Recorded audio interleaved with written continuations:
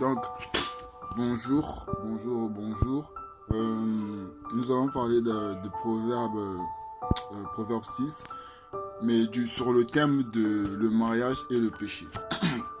Donc, qu'est-ce que je veux dire par là? Le Proverbe 25 ici, le 6, le 25, ça dit que ne désire pas une femme qui est fixée que sur son charme physique, sa beauté, ses yeux, en fait tout son attirail que Dieu lui a donné physiquement.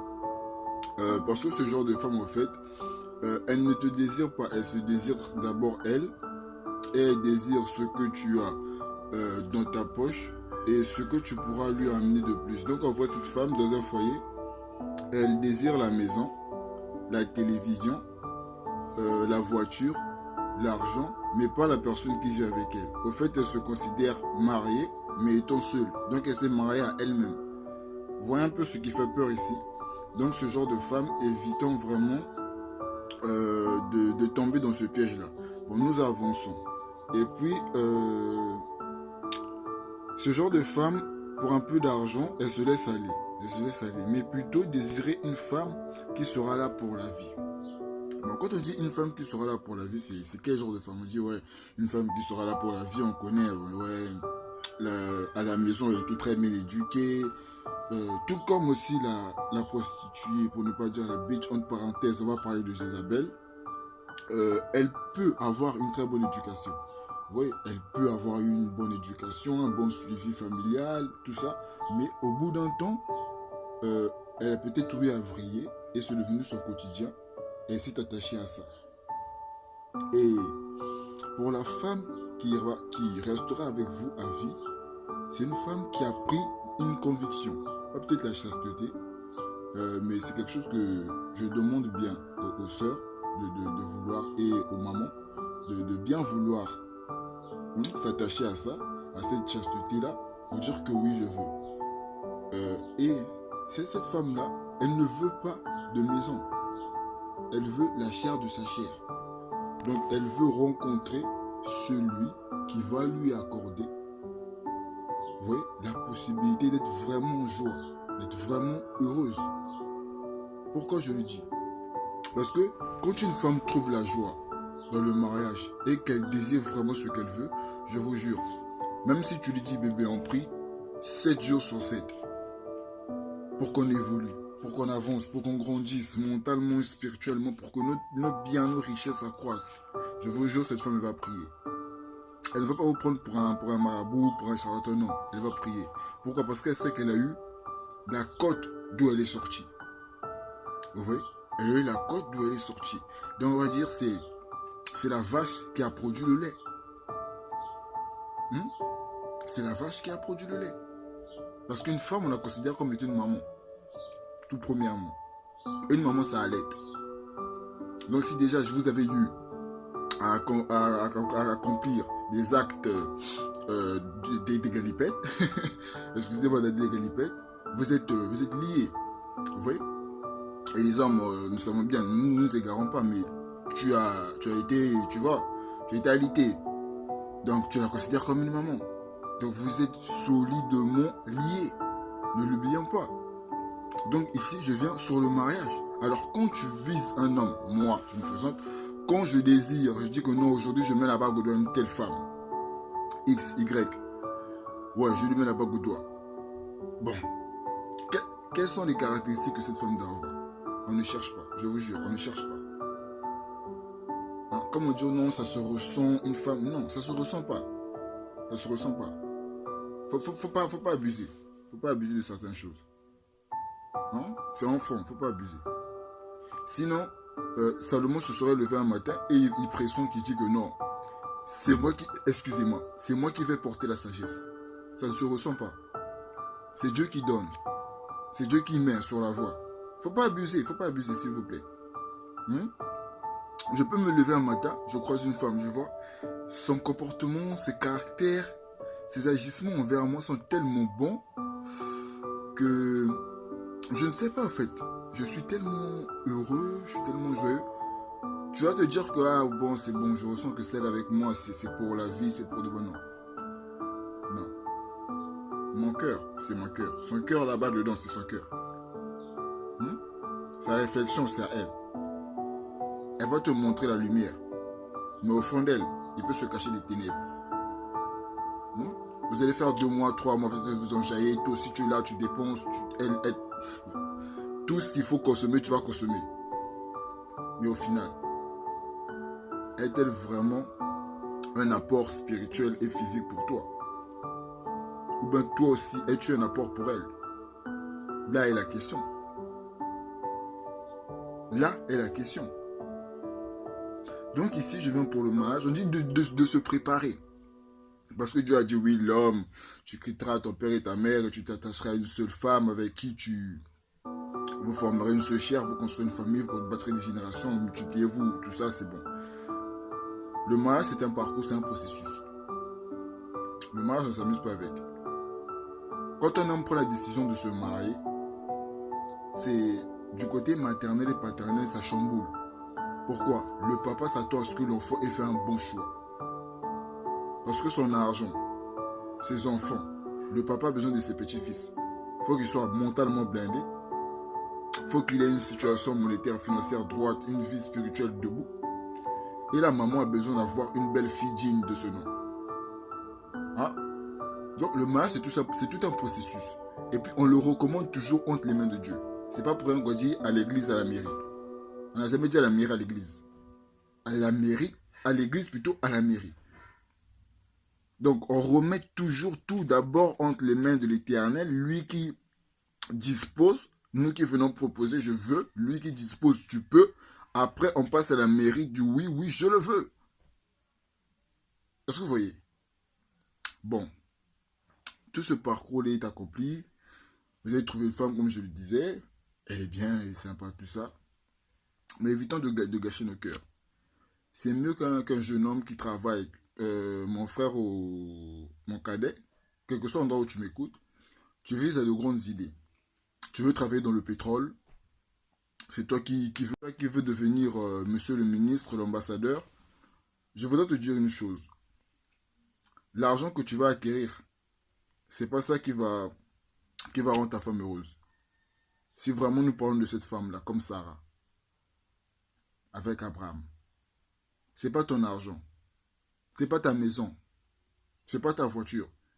Tu vas dupliquer les voyages. Si cette femme-là est vraiment une femme, comme on le dit, suivant les consignes du Père, je te jure, en 3 mois, si tu essaies de lui faire tout cela, ce petit briefing, bébé, je t'emmène là, bébé, je t'emmène là, bébé, je t'emmène là, elle va... Voilà, donc je disais, cette femme-là, elle risque de se retirer de vous parce qu'elle va prendre peur.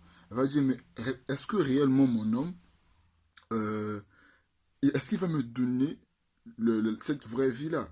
Cette vie de piété, de confort, de compassion, je sais pas, comment on dit ça, de soutien, de secret, d'intimité, parce qu'elle va voir toute l'immensité de ce que tu lui proposes. Vous voyez, l'immensité de ce que tu lui proposes, elle va voir, c'est carrément de la mondanité. Il se peut qu'un jour tu refuses de voyager avec elle, et qu'elle refuse de voyager avec toi, et monsieur, toi tu vas aller tomber là-bas, tu vas rencontrer une femme, et vous allez commettre l'adultère. Elle est chez toi à prier nuit et jour pour toi, on l'a déjà vu, non? Nous regardons plein de scènes. Vous voyez un peu ce qui fait peur ici. Donc, moi je veux prendre le temps, construis comme tu veux. Hein? Construis comme tu veux, achète comme tu veux, mais s'il te plaît, mets ton mariage, mets ton choix de vouloir une femme dans la prière. Parce que même la grande dame que tu vas croiser devant la qui est milliardaire aussi, il y aura un moment où elle va te tourner le dos. Parce qu'elle aura besoin de plus. Elle aura besoin de plus. Elle voudra manger un jeune homme plus frais, elle voudra manger l'air. Elle voudra aller ailleurs. Elle voudra découvrir un autre homme et tout. Donc, avançons. Ici, je dis, il faut mettre ça dans la main de Dieu. Voilà, comme je l'ai dit. Dans les deux sens, ça s'appuie. Que ce soit homme, que ce soit femme. Que tu sois milliardaire, que tu sois homme ou femme, que tu le veuilles ou pas, il faut tout remettre quand il s'agit du mariage dans les mains de Dieu. Pour que l'apport de l'autre, tu étais bien, c'est bien, tu étais bien, nous on s'en fout. Que tu étais bien. Hein? Laissez-moi vous le dire front terme. On s'en fout que tu étais bien. Parce que je sais que mes biens à moi, quand je m'attache au royaume des cieux, ce que j'aurai là, c'est plus grand que ce que tu as de tes milliards. Pourquoi quand tu vas mourir, si tu meurs avec un corps mauvais, tu iras en enfer. Mais tes milliards iront. Hein? Ceux qui te suivent là, ils vont manger au moins, ça va finir. Mais moi, je suis mort avec une grâce, avec la richesse des cieux. Mes enfants bénéficieront aussi de ça. Entre nous deux, qui a gagné. Et puis moi, je vais au paradis. Je ne suis pas dans le tourment. Et s'il fait encore de bons actes, mes enfants seront dans la gloire. Seront dans la lumière, dans la révélation. Donc, battons-nous pour ça. Tout en nous embellissant. Je me bats pour le royaume des cieux, mais je sais que je travaille pour que j'ai une belle maison. La clim ne fait pas le vent de l'hiver sur le Mont Blanc. Hein. La clim ne le fait pas. Alors si tu te bats pour avoir le royaume des cieux, tu te bats pour... si tu crois en la parole, ou malgré ta pauvreté, si tu crois en la parole, celui qui a la clim chez lui, qui fait des voyages en Amérique tout le temps, lui qui dit que moi je connais la fraîcheur, je connais l'hiver, je connais le split, et celui qui est dans la chaleur tout le temps, il suffit qu'il prie. Et une nuit, le Seigneur vient le toucher. Comme cet homme-là qui a été transporté sur le chariot. Lui, on le transporte, il se retrouve en plein pôle Nord, en pleine fraîcheur, mais il n'a pas froid. Il voit, Dieu le montre. Vous voyez un peu la gloire de l'Esprit ici, là. Donc, c'est tout, j'ai entendu passer par là pour vous dire, consacrer le mariage entre les mains de Dieu. Quand vous prenez cette décision-là. Pourquoi? Parce qu'ici, je viens, je me suis posé une question, mais si les invités ne sont pas tous d'accord contre cette union-là. Vous voyez? Tu as pris cette idée, tu n'as pas dit à Seigneur, à Papa, de prendre les cœurs de ceux que tu vas inviter là, pour qu'ils soient uniformes à l'instant présent. Mais ils vont venir avec des mauvaises intentions. Tu vois, il y aura quelqu'un qui va venir au mariage, il se présente. Avançons. Pour conclure ici avec le mariage, je veux dire qu'il faut prier à ce que tous les cœurs, toutes les personnes qui sont avec vous ce jour-là soient ouverts, prêtes à recevoir votre joie, à partager votre plaisir, afin que la compréhension ne soit qu'une. Pourquoi on dit? Pour que les cœurs battent à l'unisson. Vous voyez? Les cœurs battent à l'unisson. Parce que quand on vient participer à un événement qui en jouit, un événement qui se produit qu'une seule fois pour deux personnes, en tout cas c'est un moment dans lequel il faut vraiment s'investir, il faut profiter. Mais il ne faut pas que ce soit qu'un membre de la famille vienne se présenter avec des envies occultes, qui viennent participer au mariage avec un visage plein de joie, mais au fond de lui, il est en train de viser à ce que la femme puisse s'évanouir et qu'elle ne se réveille pas. Comme on a vu, on le voit souvent hein, dans certaines séries, dans certains films dramatiques où nos jeunes sœurs et nos mères aiment regarder. Le jour du mariage, la dame elle est là, pouf, elle tombe et s'évanouit et c'est à l'hôpital, le lendemain on dit qu'elle est décédée. Donc l'action du mariage, le jour que Dieu a consacré pour les deux, la joie qui allait se passer, la célébration dans les cieux vient de s'annuler à cause d'un être infâme que vous avez invité qui a manifesté de la rancœur, de l'envie, du désir, du vice de vouloir venir faire couler du sang par mépris. Parce qu'il sait que quand deux personnes s'unissent en faisant qu'une seule chair, en haut là-bas, le Père manifeste une joie de plus. Et il accorde une très grande grâce. Parce que quand tu trouves la moitié de ta moitié, tu accomplis ce que le Père a dit. Est-ce qu'on comprend? Et ici, à part garder des idées sombres, l'admission, on dit qui veut s'opposer. Oui, il faut faire le tout à ce que, excusez-moi de terminer sur une blague, mais il faut faire le tout à ce que ça ne puisse pas se produire. Donc, trouvez les gens que vous allez inviter qui ne seront pas gris dans leur cœur pour dire que moi, il faut que je me présente, moi, je n'ai pas besoin. Ou même ceux qui sont avec le marié, tous les dames d'honneur, parmi une des deux, il y a un qui met de la... Donc, ici, je veux conclure par avoir un esprit de discernement et un esprit d'abandon total, de croyance et de foi inébranlable. Parce que j'ai besoin de dormir, je veux aussi dans ce terme-là, d'être dans une chambre qui est comme mon lieu de prière, de communion avec l'esprit, de partage, d'intensité, de power qui se dégage de là. J'ai besoin de dormir avec un esprit saint, avec un corps saint, hein, qui s'est attaché à moi, physiquement et devant l'Éternel. Vous voyez ce que je veux dire? Je ne veux pas dormir et avoir une crainte que cette personne-là puisse essayer de me nuire pendant ma nuit, en croyant que c'est un mauvais esprit qui vient d'ailleurs, tandis que le mauvais esprit est caché à côté de moi. Donc voilà pourquoi en discernons, en laissant Dieu nous guider jusqu'à ce que nous puissions trouver. Personne n'a jamais respecté les commandements de A à Z. mais on se conforme. Aujourd'hui, tu as fumé, tu as reconnu que cette fumée-là n'est pas bonne. Tu as aimé une femme, tu l'as consommée, tu l'as consommée, tu l'as consommée, tu l'as abandonnée. Tu t'es carrément foutu. Et tu viens trouver une autre avec qui tu veux t'attacher. Mais qu'est-ce qui te dit que celle que tu as consommée là, que tu as jetée, et celle que tu veux prendre maintenant, va vraiment te tenir la main? Elle peut te filer entre les doigts, glisser avec ton argent, elle est partie. Et puis tu as mis la bague au doigt, demain matin tu te retrouves avec l'alliance sur la table et à la fouille. Donc laissons tout entre les mains de Dieu. Je préfère m'attacher à celle avec qui j'ai commencé. Vous voyez, on s'attache tous deux à la parole de Dieu et on reste dessus. Donc ce que je voulais dire ici, c'est vraiment pour le mariage, hein, que ce soit enfants, que ce soit parents, conseillons-nous mutuellement afin que nous puissions avancer pas par pas. Le désert n'est pas infini, j'insiste. Le désert est limité. Moïse en est sorti. Tu n'es pas encore marié, tu n'as pas encore d'enfant. Ce n'est pas un désert. C'est juste un petit parcours là où on n'a pas encore arrosé. Donc prie pour que l'Éternel vienne mettre la rosée matinale. Comme ça, les fleurs là, ça va donner. Tu vas marcher sur un sentier verdâtre. Tu rouleras dans les prés. Si c'est un carrosse, chérie, le jour de ton mariage, l'Éternel fera ce que ton mari vienne avec un carrosse. Comme en Angleterre. Vous voyez? Donc, discernons d'abord nos esprits, faisons une rétrospection, en nous laissant guider par la parole, en nous laissant guider par la prière, et laissons l'Éternel diriger, faire converger l'onction de la personne qui voudrait de nous vers nous, afin que nous nous attachions. J'ai ainsi prié. Nous allons remettre ça entre les mains de Dieu, entre les mains de Dieu. Je sais que présentement, il y a un homme qui désire cela. Il y a une femme, excusez-moi, il y a une femme qui désire cela. Alors tout ce que je veux dire, c'est dans le psaume 91, le psaume 90, verset 91. C'est un psaume qui me marque profondément. Parce qu'on dit, celui qui se met à l'abri du Très-Haut, écoutez bien, celui qui se met à l'abri du Très-Haut se repose à l'ombre du Tout-Puissant. L'ombre du Tout-Puissant. Donc qui est la lumière?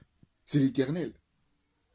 C'est l'Éternel. Donc quand l'ennemi veut t'attaquer, même le jour du mariage, quand tu vas venir t'attaquer là, c'est pas toi qui le feras te marier.